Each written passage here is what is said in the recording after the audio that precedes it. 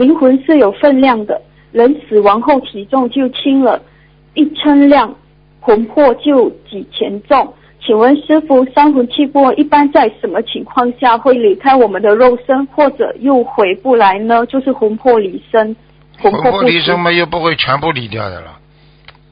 一魄离掉，你已经神经兮兮了。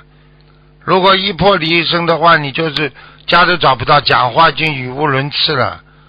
一魄以上的话，那鬼就可以上升了。鬼看见你只要有一个魄，一个魂不在，他马上可以上升来顶替，所以他就会讲鬼话了，明白了吗？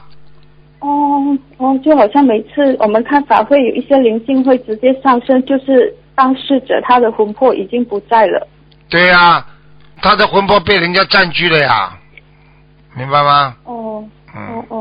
好的。